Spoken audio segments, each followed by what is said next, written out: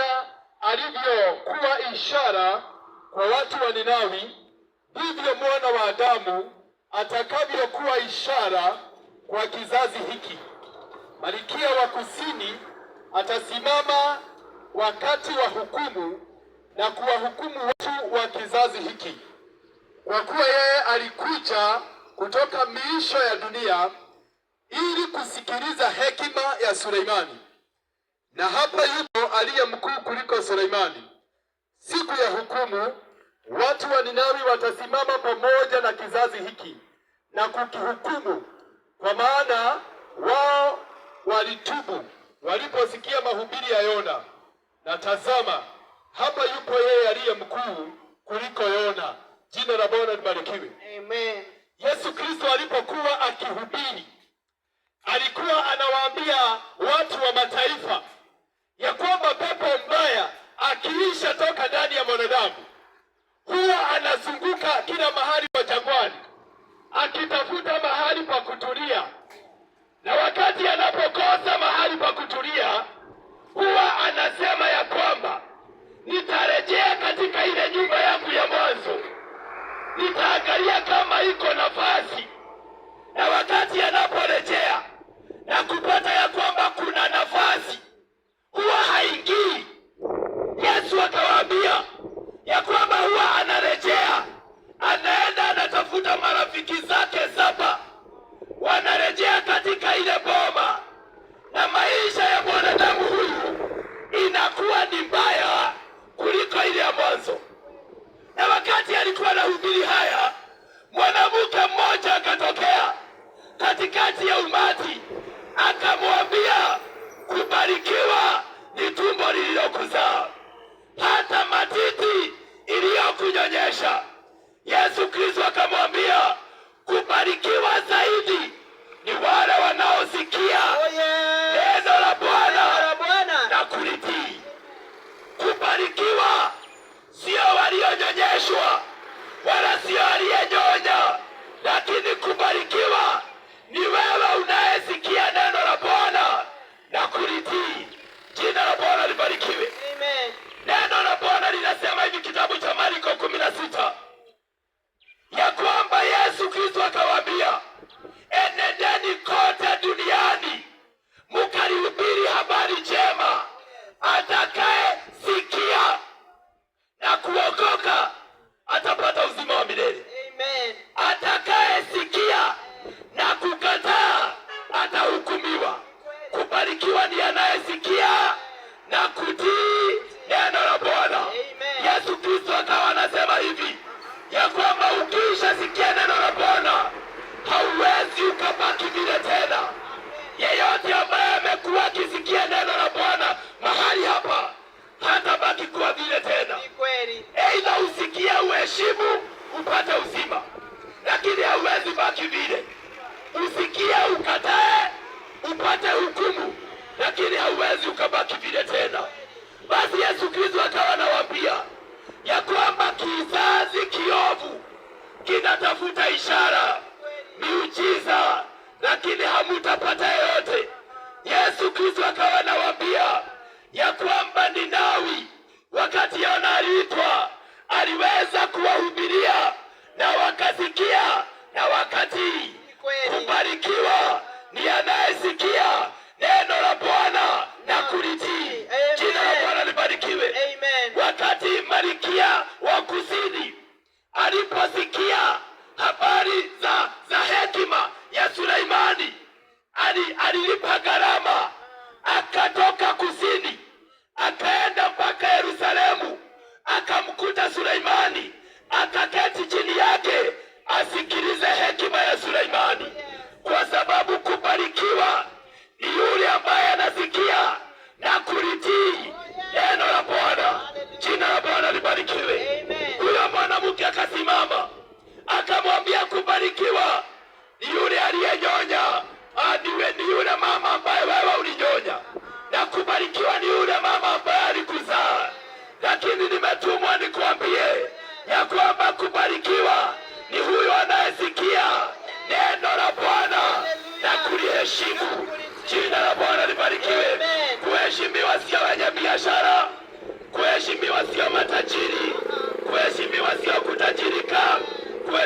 sio kuendesha magari makubwa, kuheshimiwa sio kusoma, kuheshimiwa sio mambo haya duniani, lakini kubarikiwa ni huyo ambaye anasikia na kuliheshimu neno la Bwana.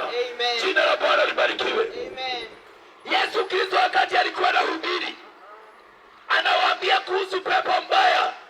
Walikuwa anasema hatutaki kusikia kuhusu pepo mbaya, tunataka ishara, tunataka miujiza.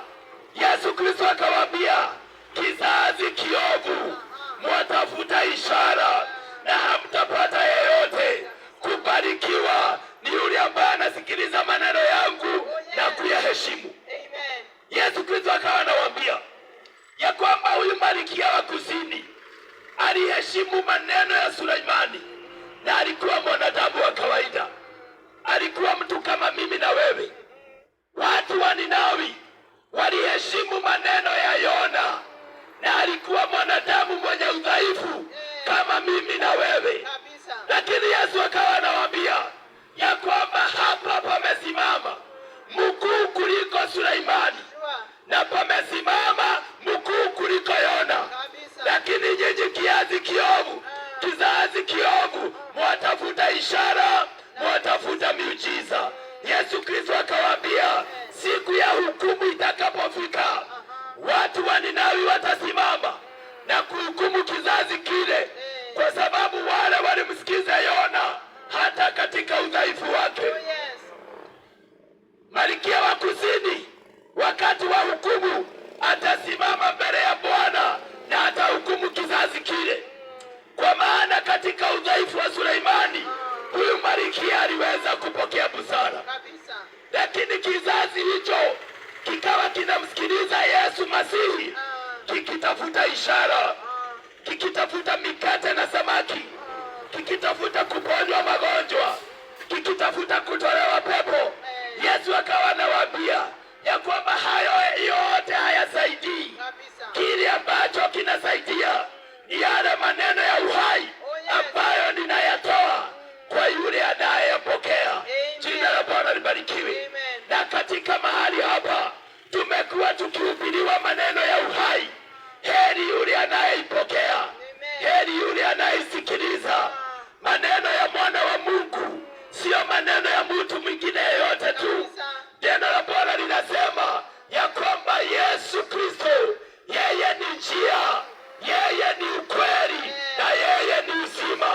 Neno la Bwana linasema ya kwamba Yesu Kristo ndilo jina peke yake ambalo ni jina kuu kuliko majina yote, ya kwamba katika hili jina viwete wanatembea, katika hili jina vipofu wanaona, katika hili jina ambao hawana matumaini wanapokea matumaini, katika hili jina wale ambao walikuwa wameangamia wanapata nuru ya uzima, katika hili jina wale ambao walikuwa wamekufa wanapata uhai wa milele. Na kwa hivyo Yesu sio jina la kawaida. Wakati tunakuja kuhubiri Yesu, kubarikiwa ni huyo anayesikiliza hata na kutii. Jina la Bwana libarikiwe. Yesu Kristo ni mtu peke yake ambaye alitoka mbinguni. Biblia inasema ya kwamba na siku moja Mungu akauliza, ni nani tutakayetuma? Ni nani tutakayetuma akaukomboa ulimwengu? Na mbingu yote ikanyamaza kimya. Wazee 24 wakanyamaza kimya. Wale malaika mamilioni wakanyamaza. Hata viumbe ina walio uhai wakanyamaza. Na hapo Yesu akasimama akasema, mimi nitajitoa, mimi nitakubali kuzaliwa kama mwanadamu, nitakubali kuzaliwa chini ya sheria, nitakubali kupitia mateso ya duniani. Na neno la Bwana linasema ya kwamba Yesu Kristo akazaliwa kama mwanadamu, akazaliwa chini ya sheria, ili kwamba aweze kukomboa wote ambao wako chini ya sheria. Na hata kama aliishi maisha ya kawaida, hakufanya dhambi. Jina la Bwana libarikiwe. Na kwa hivyo tunawaletea habari njema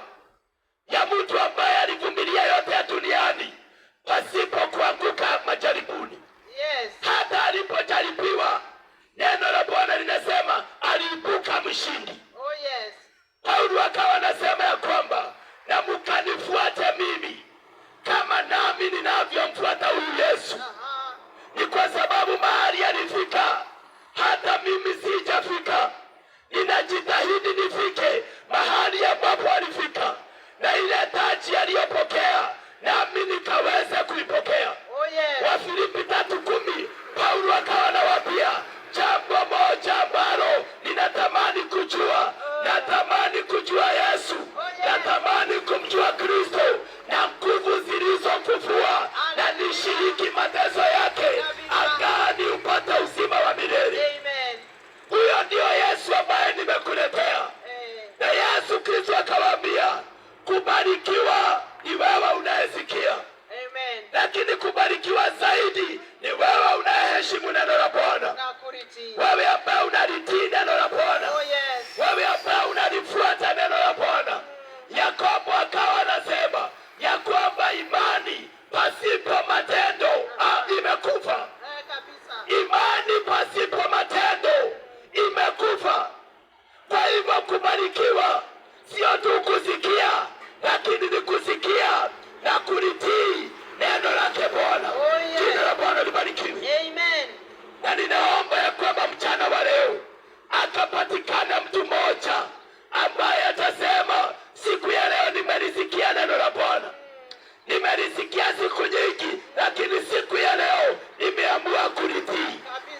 Nimesikia likihubiriwa sokoni, lakini siku ya leo ninafanya uamuzi wa kutii neno lake Bwana. Ni kwa sababu Mungu hupendezwa na wale ambao wanatii neno lake Bwana. Mtu mmoja akasema ya kwamba hauamini neno la Mungu ambalo hautii. Katika Biblia yote lile neno ambalo unaamini ni lile ambalo unatii. Jina la Bwana libarikiwe. Na ninaomba ya kwamba siku ya leo na siku nyingine ambazo tutakuwa mahali hapa, tukafurahie kusikia neno la Bwana na pia kulitii neno lake Bwana. Ni kwa sababu Mungu hupendezwa na watu ambao wanasikia na kisha wanatii neno lake Bwana. Jina la Bwana libarikiwe.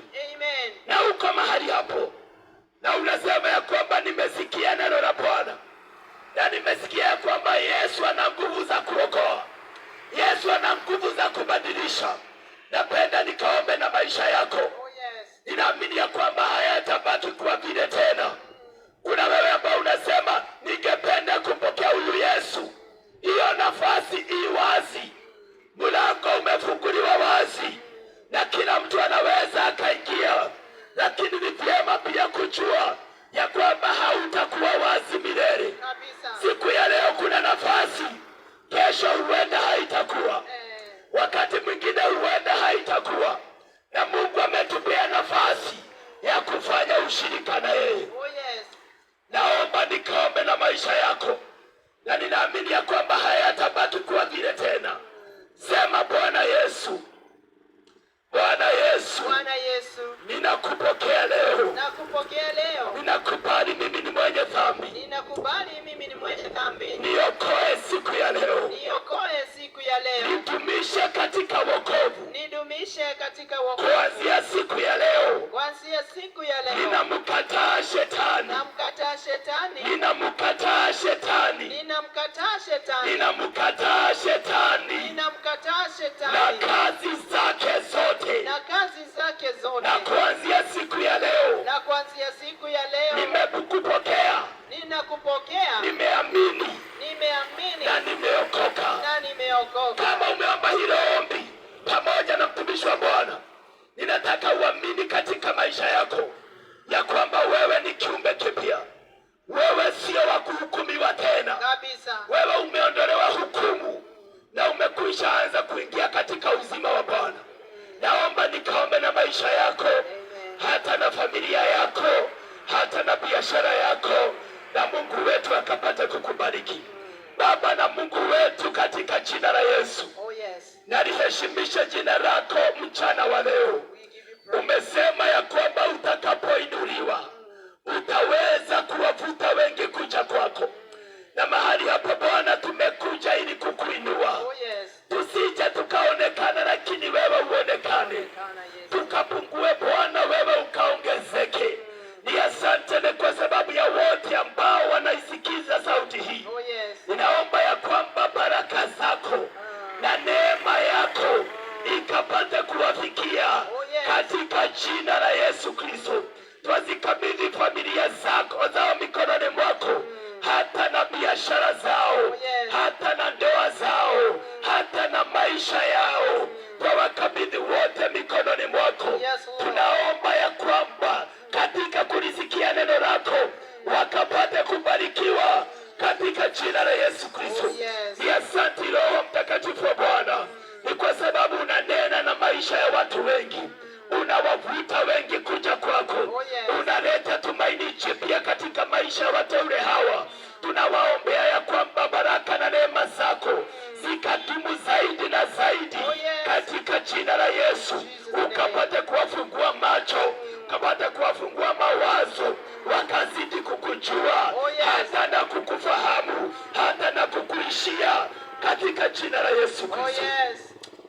Asante Mfalme, ni kwa sababu ya mtumishi wako Monica ambaye Bwana umetuma katika maeneo haya na kwa wakati kama huu. Ni asante hata kwa sababu ya kumwezesha kusikia na kutii neno lako. Ninaomba ya kwamba ukamjaze nguvu, naomba ya kwamba ukamsaidie, naomba ya kwamba ukamneemeshe, naomba ya kwamba ukamjaze na nguvu za Roho wako mara tena katika jina la Yesu Kristo. Anaposimama mahali hapa, wacha mbingu ikapate kufunguka, wacha Bwana mbingu ikapate kumtumia kwa ajili ya utukufu wa jina lako.